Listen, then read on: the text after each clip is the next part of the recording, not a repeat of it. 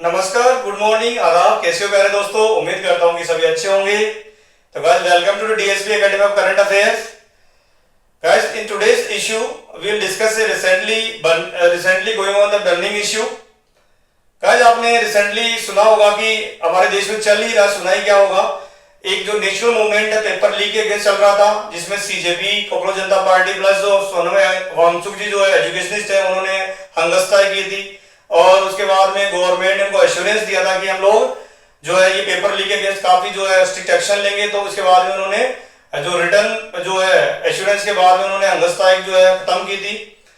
तो उसी सीरीज में गवर्नमेंट ने काम करते हुए अभी रिसेंटली जो है जो मानसून सेशन चल रहा है पार्लियामेंट में, तो लोकसभा में गवर्नमेंट ने एक बिल जो हमने पहले भी डिस्कस किया था, उस बिल का नाम है public examination prevention of unfair means act 2024।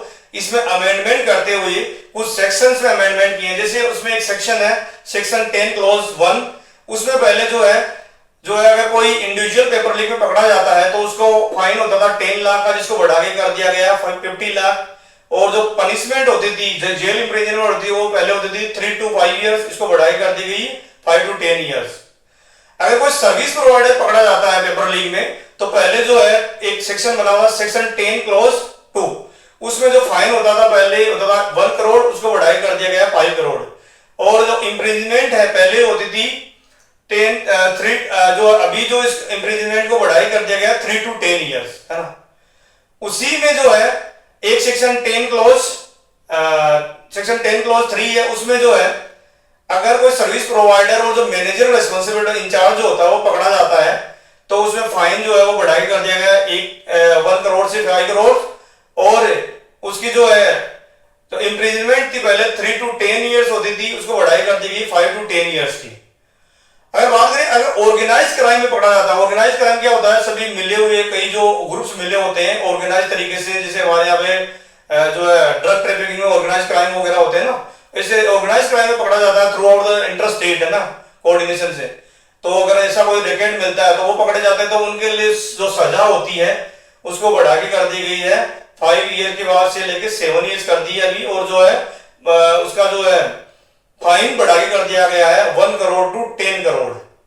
तो अभी देख लो इतना कुछ इन्होंने अमेंडमेंट किया है। इसमें दो सेक्शन 12B और 12A ये भी ऐड किए गए हैं। और उसमें ये बताया गया है कि जो अनइंटरप्रेटेड जो प्रोसीजर डिले होता है उसको कम होगा, और इसको विदाउट इंटरप्शन जो है स्पीडी ट्रायल होगा। और उसके लिए जो है स्टेट गवर्नमेंट जो है फास्ट ट्रैक कोर्ट, यूटी और state fast track court establish करेंगे यूनियन गवर्नमेंट के साथ मिलकर। तो फास्ट ट्रैक कोर्ट जो है उसमें state government special public prosecutor भी अवेलेबल करवाएगी। इसमें ये भी ताकि भाई अगर कोई जो सर्विस प्रोवाइडर पहले जो ताकि भाई 4 ईयर्स तक उसको बैन कर दिया जाता था, अगर वो पेपर लीक में पकड़ा जाता था, उसको बढ़ा के जो है डिबार करने का जो टाइम पीरियड है बढ़ा के 8 ईयर्स कर दिया गया, जो भी कोई सर्विस प्रोवाइडर अगर इसमें पेपर लीक में शामिल होगा तो ये कुछ जो इसमें अमेंडमेंट किए हैं, इसमें चेंज किए हैं।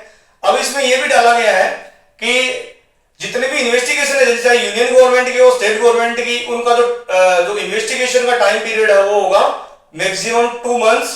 और उसके बाद में जैसे ही जो है चार्जशीट फाइल होती है उसके 3 महीने के अंदर अंदर जो है आपको 3 मंथ्स के अंदर अंदर आपको जो है ये ट्रायल पूरा करवाना होगा। और ट्रायल पूरा हो जिससे ही सेशन कोर्ट में जो है ये जो है जजमेंट डिलीवर होता है, उसके बाद में जो है अगर किसी को अपील करना होगा हाई कोर्ट में तो 30 to 90 डेज के अंदर, ज्यादा से ज्यादा 90 डेज के अंदर जो हाई कोर्ट में अपील कर सकते हैं, वो भी डिवीजन बेंच 2 जजेस की बेंच के सामने। और वो डिवीजन बेंच को 3 महीने के अंदर अंदर जो है वो जजमेंट को डिलीवर करना होगा, सो दैट स्पीडी ट्रायल हो सके। ये चीजें जो है इसमें जो बिल में जो है अमेंडमेंट करके डाला है गवर्नमेंट ने, जिस बिल का नाम है public examination prevention of unfair means act 2026 amendment bill. तो गवर्नमेंट ने एक तो ये काम किया है, और अभी उम्मीद करते हैं कि जो ये प्रोविजन ऐड किए गवर्नमेंट ने क्लॉजेस वगैरह, उसका इंप्लीमेंटेशन अच्छी तरीके से हो। और उसकी जिम्मेदारी सिर्फ गवर्नमेंट की नहीं है, सिटीजन्स की भी होती है कि as a vigilant citizen civil society organisations और जो है जितने भी मीडिया है, इनकी भी सबकी जिम्मेदारी बनती है कि इस कानून को अच्छी तरीके से इंप्लीमेंट हो। अगर इंप्लीमेंटेशन नहीं होता है तो प्रोटेस्ट करके मूवमेंट करके जो है गवर्नमेंट में प्रेशर बढ़ाया जाए, है ना, क्योंकि ये हमारा डेमोक्रेटिक राइट्स है। अगर हम बात करें अभी कि इस कानून के पहले जो गवर्नमेंट ने दूसरा जो अपना प्रॉमिस ये किया था कि भाई हम हाई पावर टास्क फोर्स बनाएंगे जो टेक्नोलॉजिकल तरीके से ये रिकमेंड करेगा कि टेक्नोलॉजी से कैसे जो है पेपर लीक को रोका जा सके। तो उसको इसमें एक्शन लेते हुए गवर्नमेंट ने हाल ही में रिसेंटली गवर्नमेंट ऑफ इंडिया ने has constituted A high power task force that will be headed by farmer UIDAI chairman Mr. Nandan Nilekani, and that panel, that high power task force will recommend for the making the examination leak proof and technology driven। ये काम करेगी ये task force. The other members of this task force are former ISRO director, former ISRो जो directors है वो होंगे S Somnath, and former IB director Tapan Teka, former education secretary Miss Anita Karwal, and IIT Madras director V Kamakoti, and the former IAS officer, retired IAS officer Mr. Amarlal Meena from Bihar cadre, who is also an logistic expert। So this member will also be part of this high power task force।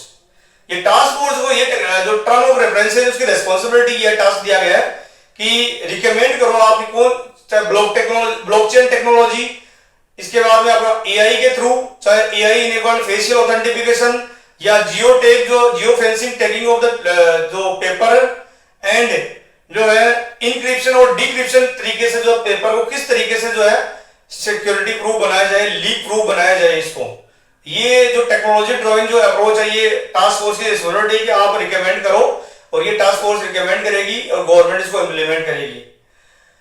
अब guys जो इसके पहले government ने जो है जो former chairman of ISRO के जो डायरेक्टर थे के राधाकृष्णन, उनकी कमेटी ने भी ये बताया था 2024 में कि भाई जो है कंप्यूटर बेस्ड टेस्ट पे जो है करवा लीजिए, लेकिन बात है इंक्रिप्शन टेक्नोलॉजी की कि कैसे पेपर को जो लीक प्रूफ बनाया जाए, और हमारे जो है देश में पेपर लीक कैसे हो जाते हैं वो भी एक जो हमारी बहुत बड़ी रिस्पांसिबिलिटी, और उसके लिए विजिलेंट सिटीजन्स की जिम्मेदारी है, चाहे वो also of the state governments responsibility and the regional political party that have been ruling in state governments, civil society members, medias, है ना, union governments, various agency, state government agencies, इनकी responsibility है कि ये, क्योंकि देखो पेपर लीक है वो एक पर्सन की रिस्पांसिबिलिटी नहीं है, इसका collective responsibility all the citizens of India including the governments, civil society organisations, so that हमारे देश के जो एजुकेशन में जो स्टूडेंट्स का continuous paper back to back जो लीक हो रहे थे उसमें जो है क्रेडिबिलिटी रिस्टोर की जा सके, ट्रांसपेरेंसी आ सके और गवर्नमेंट की अकाउंटेबिलिटी हो सके,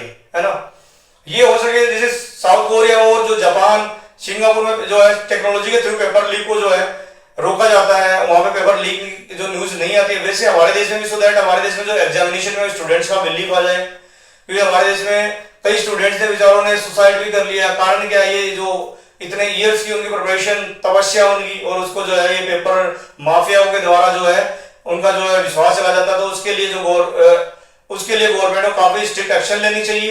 ये जो क्लॉजेज वगैरह एग्जाम इसमें कानून में डाले हैं, सेक्शंस वगैरह, और जो टास्क फोर्स को जिम्मेदारी उनको इंप्लीमेंट अच्छी तरीके से करनी चाहिए गवर्नमेंट को, और सिटीजन की जिम्मेदारी है कि हमें विजिलेंट रहना चाहिए। अगर मान लो कोई स्टेट गवर्नमेंट या यूनियन गवर्नमेंट, जितने भी स्टेट गवर्नमेंट है उनमें पेपर लीक होता है तो गवर्नमेंट को मीडिया के थ्रू पहुंचाना चाहिए, अगर नहीं मानती है तो पीसफुल प्रोटेस्ट होनी चाहिए, so that government we can make the pressurise to the union and state governments whether they belong to the any political party in India. So ये हमारी रिस्पांसिबिलिटी है। तो गाइस आज का इश्यू ये कैसा लगा? Tomorrow I will bring some new issue with new facts. Guys हम लोग यूपीएससी के साथ साथ में जैसे हम और एग्जाम की प्रिपरेशन कर रहे हैं तो उनके लिए जैसे ऐसे वगैरह का पेपर है उसके बारे में डिस्कस करेंगे। यूपीएससी में 250 नंबर का ऐसे आता है, जैसे अभी रिसेंटली एक इश्यू था कि is the corruption the biggest threat to for the future of India, तो उसको किस तरीके से हम हैंडल करिए, मल्टी डायमेंशनल अप्रोच से कैसे स्टार्ट करना है और किस तरीके से जो है ये ऐसे को लिखा जाता है, ये चीजें भी हम लोग नेक्स्ट लेक्चर में डिस्कस करेंगे, सो दैट आप लोगों की जो है मल्टी डायमेंशनल अप्रोच जो आपकी जो थॉट है वो उसमें हम लोग ट्विक कर सके। देखो टीचर का काम होता है कि आप जो स्टूडेंट्स होते हैं, उनका एस्पिरेंट्स होते हैं, उनका जो ब्रेन है उनको इतना सोचने के लिए जो है बस उनको स्टार्ट करना कि भाई वो रेशनल किस तरीके से सोचा जाता है, अपनी कॉन्शियस को जगाना कि किस तरीके से रेशनल कॉन्शियस आपका आंसर देती है ना, कोई भी इश्यू हो, इमोशनल नहीं, जो रेशनल तरीके से, और बाकी जो स्टूडेंट्स अच्छे अपने आप कर ही लेते हैं, धीरे धीरे उनकी थॉट जनरेट होती है तो अपने आप ही कर लेते हैं। तो गाइस आज हम इतने पढ़ेंगे, tomorrow will bring the new issue, new facts and new current affair with new concepts. तब तक के लिए थैंक यू, धन्यवाद। और अगर आपको ये अच्छा लगा इश्यू तो please subscribe, like and share to DSP academy of current affair. Thank you, धन्यवाद।